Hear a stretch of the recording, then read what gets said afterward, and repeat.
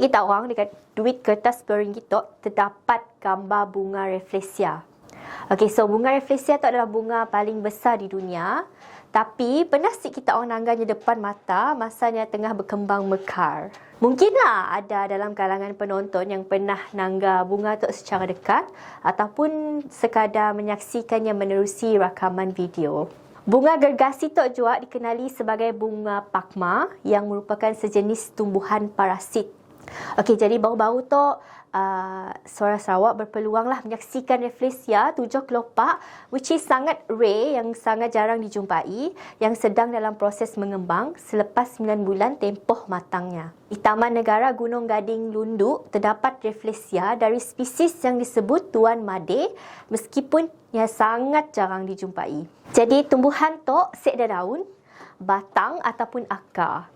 Ini adalah parasit kepada spesies pokok anggur yang dipanggil Tetrastigma, satu-satunya tumbuhan yang melindungi dirinya dari dicerobohi lah. Tempoh matang putik bunga tu adalah antara 8 sampai 9 bulan dan bunga yang mekar ya boleh mencapai diameter 50 hingga 80 cm.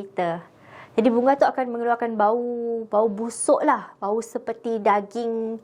Ya, tujuannya adalah untuk menarik lalat, bangkai sebagai penda bunga.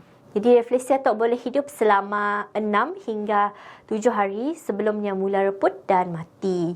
Untuk spesies yang ditemui di Taman Negara Gading, masa kami orang pergi dekat Siaria, kami orang menyaksikan bunga gergasi tu dengan kelopaknya sebesar 60 diameter lah. Okay, jadi masa kami orang datang ya, yang mekar pada hari ketiga dan dah mengembang 5 hingga 7 kelopaknya lah yang dianggap sebagai fasa kemuncak pengembangannya sebelum mati, antara selepas 16 ke 18 jam berkembang penuh. Okey, jadi bunga tu boleh juga mengembang di atas tanah dan boleh juga mengembang atas atap lah. Tapi, munnya tumbuh di atasnya kan mampu bertahan lama. Mungkin disebabkan oleh faktor cuaca, macam hujan ke, ributkannya senang hancur. So, apa yang menarik tentang Rafflesia tu ni adalah unisex. Which is nya boleh jadi lelaki ataupun nya boleh jadi perempuan. Jadi disebabkan sifat tumbuhan tu nya jarang tumbuh secara berpasangan dengan jarak yang dekat lah. Jadi apa yang bestnya Rafflesia nya akan buka kelopaknya satu persatu macam ya. Jadi apa yang menariknya, Rafflesia tu akan buka kelopaknya satu persatu macam guide masa kami orang pergi kat Sian dia pada macam tu. Buka satu persatu.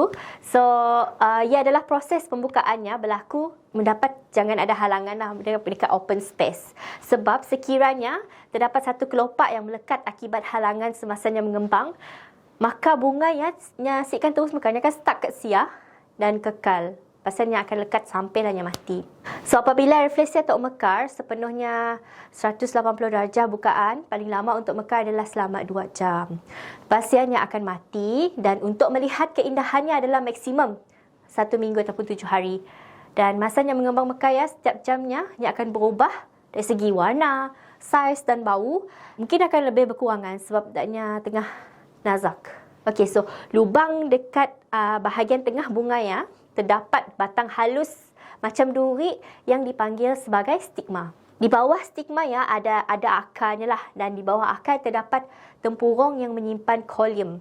Jadi yang mana apabila serangga hinggap kat bunga ya, mereka akan daknya akan masuk ke dalam lubangnya dan ia akan crawl dalamnya. Jadi di sinilah Rafflesia makan serangga ya lah. Selepas mekar Rafflesia ya, akan ambil masa 6 sampai 8 bulan untuk mati dan menghasilkan ribuan major hoop dan perlu dilupuskan oleh haiwan lain lah.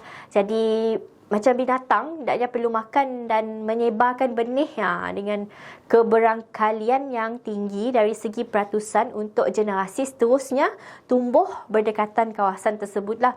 Jadi mustahil untuknya tumbuh di kawasan lain juga. Ikutlah macam kaki binatang lepas ni orang akan makan dia akan mungkinnya merayap, kita tahu, dekat tempat-tempat lain. So di sinilah benih Rafflesia boleh tumbuh. Rafflesia tu dia ada musim untuk mekar sebabnya berlaku dalam kitaran tempoh hidupnya. Okay, so dekat Taman Negara Gunung Gading, dia membenarkan pengunjung untuk sentuh bunganya Selain daripada ya, pengunjung adalah sangat diwajibkan untuk pergi bersama guide ataupun pemandu arah. Okey, nasib kami orang Hariyate ada guide lah, ada pemandu arah yang ambak kami orang ke Rafflesia yang kembang ya. Sebab Meseda memang kami orang akan rasa macam si tahulah apa yang akan berlaku. Sebab taknya pada kat Sia, Masaya, King Cobra daknya tengah mengawan, daknya tengah meeting, so agak gauk lah. Jadi agak berbahaya Meseda orang yang pandai handle binatang buas macam ni lah.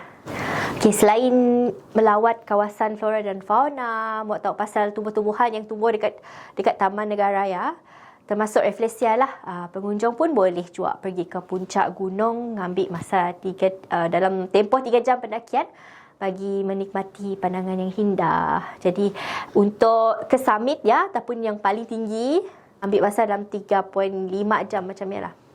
Dekat Sia juga, kami orang ada terjumpa bunga bangkai tu pun sebenarnya adalah spesies yang sangat jarang ditemui lah. Jadi dekat Sia, kebetulan rezeki kami orang dapat jumpa bunga bangkai dan mendengar sedikit sebanyak apa bunga bangkai lah. Follow us, I Read E-Paper, News Short Tribune, and Suara Sarawak on smartphones. Register free app SDSS E-Paper now.